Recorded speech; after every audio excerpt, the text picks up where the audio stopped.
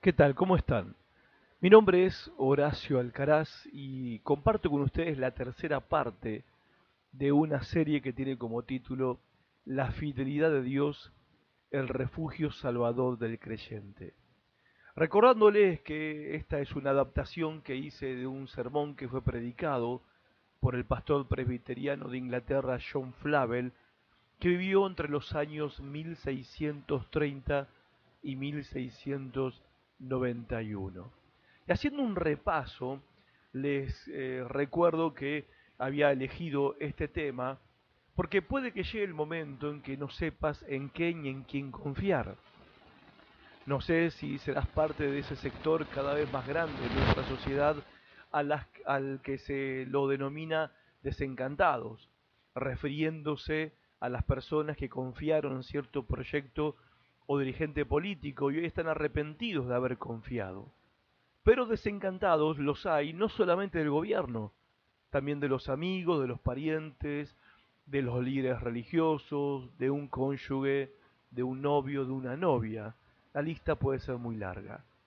Vivimos en un mundo donde la mayoría siente que les han fallado.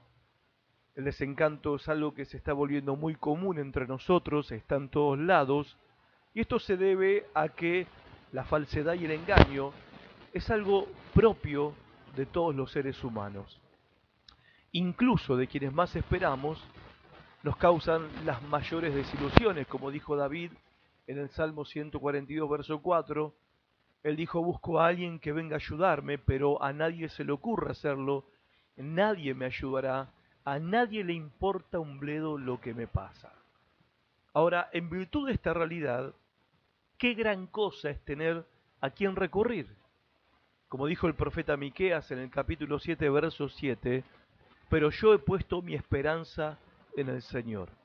Haciendo un contraste con el resto de las personas, él dice, yo espero en el Dios de mi salvación, mi Dios me escuchará. Por eso puede que llegue el momento en que no sepas en qué ni en quién confiar, y quizás este sea ese momento en tu vida. Y quiero mostrarte, como empecé a hacerlo desde el primer audio que grabé para compartir con ustedes, un lugar donde vas a poder encontrar seguridad. Y ese lugar es la fidelidad de Dios. Dios es fiel y vimos que hay evidencias de esto, por lo menos descubrimos 5 de estas evidencias, y citando la primera, cuando vimos que la fidelidad de Dios, la primera evidencia de la fidelidad de Dios es el cumplimiento exacto de sus promesas. Y recordamos la historia de Abraham, cuando Dios le habló a Abraham de que sus descendientes iban a ser oprimidos por 400 años y luego serían liberados, cosa que ocurrió tal cual como Dios se lo dijo a Abraham en el tiempo en que Dios envió a Moisés a liberar a Israel de Egipto. La segunda evidencia de la fidelidad de Dios es que Él siempre abrió un camino para sus promesas, aún en medio de lo humanamente imposible. Y también uno de los ejemplos que citamos fue el de Abraham, cuando siendo anciano Dios le prometió que iba a tener un hijo, siendo su esposa anciana y estéril de toda la vida, pero ahí fue la promesa en Génesis 18:13, promesa que se cumplió al pie de la letra ante toda imposibilidad humana. Lo cual para nosotros es una esperanza muy fuerte, porque cuando nos encontramos con imposibilidades, todavía podemos confiar en la fidelidad de Dios. La tercera evidencia de la fidelidad de Dios es que Él cumplió sus promesas a su pueblo, aun cuando ellos habían perdido sus esperanzas. Ese fue el caso de Israel, cuando en Isaías 49:14 dice el pueblo de Jerusalén, el Señor me ha abandonado, el Señor se ha olvidado de mí.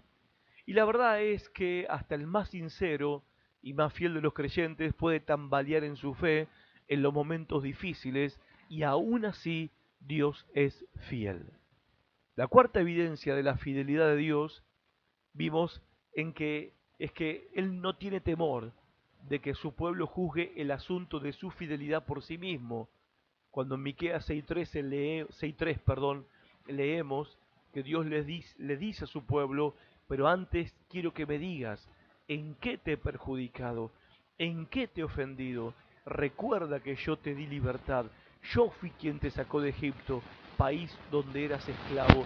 Reconoce que yo fui quien te salvó. En otras palabras, Dios les dice a su pueblo, si he faltado en alguna forma a mi promesa, demuéstrenmelo. Quien se anima a algo así, tiene que estar muy seguro de su integridad. Quinta evidencia de la fidelidad de Dios es que ha sido comprobada por el testimonio de millares a lo largo de las generaciones. Así vimos, por ejemplo, a Josué, que dio testimonio de la fidelidad de Dios allá por el año 1245 antes de Cristo. Luego David, en el año 1010 antes de Cristo, testificó también de la fidelidad de Dios en el Salmo 146.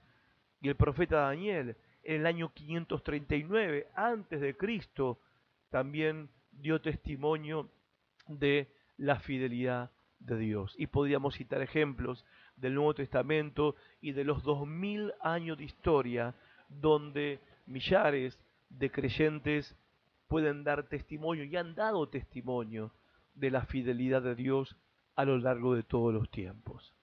Pero nos preguntamos también, siguiendo con el repaso, ¿cuáles son las razones por las que Dios es y siempre tendrá que ser fiel a sus promesas?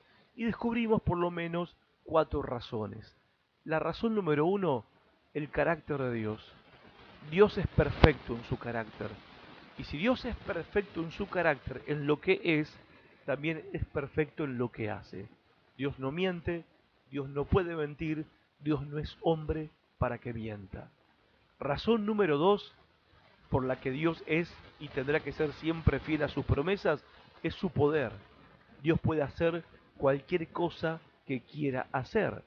Razón número tres, por la que Dios es y siempre tendrá que ser fiel a sus promesas, es que su reputación, la reputación de su nombre, está en juego. Si él falla a sus promesas, su nombre quedará por el piso, por decirlo de alguna manera, y Dios jamás permitirá que eso suceda. Y razón número cuatro, su inmutabilidad. Dios no cambia de opinión como nosotros lo hacemos. Dios no dice una cosa hoy y mañana dice otra. No lo hace. Es inmutable. Dios no cambia. Y eso es fuente de esperanza para nosotros. Es una de las razones en la que nuestra fe se apoya en Dios nuestro Señor. Ahora, hoy vamos a aprender cómo la fidelidad de Dios se relaciona con las grandes promesas hechas a su pueblo para su seguridad, tanto física como espiritual. La fidelidad de Dios fue prometida, primero, para la seguridad de su pueblo. Segundo, en favor de los intereses espirituales y eternos de su pueblo, y contra todos los peligros y temores que amenazan a su pueblo. Y fue prometida especialmente de tres formas. Primero, nos son dadas como la mayor y mejor seguridad del perdón de nuestros pecados. Miren lo que dice 1 Juan capítulo 1 versículo 9. Si confesamos nuestros pecados, Él es fiel y justo para perdonar nuestros pecados y limpiarnos de toda maldad. Gente, el mayor peligro que nos acecha viene de nuestro pecado. Y la culpa, que es consecuencia de nuestro pecado, es la causa de muchas lágrimas en nuestras vidas.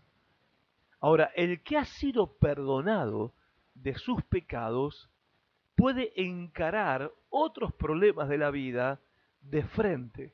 Porque cuando uno es libre de culpas, es libre del temor que genera una conciencia culpable. En otras palabras, el perdón de Dios nos hace valientes. Dios dice en Isaías 43:25, yo, yo soy el que borro tus rebeliones por amor de mí mismo y no me acordaré de tus pecados.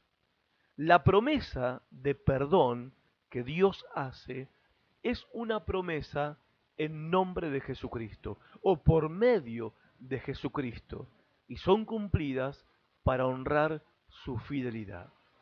Segundo, nos son dadas para perseverar y permanecer firmes en los caminos de Dios en los tiempos difíciles. Y este es el aliento que el Señor nos dio a través de su palabra en 1 Corintios capítulo 1, verso 8, cuando dice el apóstol Pablo, Él los mantendrá firmes hasta el final para que estén libres de toda culpa el día que nuestro Señor Jesucristo vuelva. ¿Hasta cuándo nos mantendrá firmes? Hasta el final, dice Pablo. Y Dios lo hará, sigue diciendo, porque Él es fiel para hacer lo que dice y los ha invitado a que tengan comunión con su Hijo Jesucristo nuestro Señor. Pablo les dice a los creyentes corintios y a nosotros, por extensión, que aunque los poderes de este mundo estén en contra nuestra y tengamos por delante sufrimiento o muerte, y nuestro corazón sea traicionero o cobarde, aún así no tenemos que tener miedo. Cristo confrontará a quien se oponga a nosotros, su pueblo, aunque el mundo y nuestros propios corazones sean engañosos, dice Pablo, sepan esto, su Dios es fiel. Y tercero, la fidelidad de Dios es dada como promesa para la seguridad de su pueblo y aliento contra todos los sufrimientos y aflicciones en este mundo. El apóstol Pablo dice en 2 Tesalonicenses 3, versículo 2, oren además para que seamos librados de personas perversas y malvadas, porque no es de todos la fe. Pero el Señor es fiel, y Él los fortalecerá y los protegerá del mal. Él está pidiendo que se ore para ser librados de hombres falsos, traicioneros y rebeldes a Dios, que con gusto aplastarían y traicionarían a los creyentes para arruinarlos. Pero Él nos da estas palabras de alivio, que cuando la traición de los hombres nos metan en problemas, la fidelidad de Dios nos sostendrá en esos problemas y nos librará de esos problemas, que tendremos el apoyo de Dios en medio de los sufrimientos más profundos que sean causados por los hombres que no creen ni aman a Dios.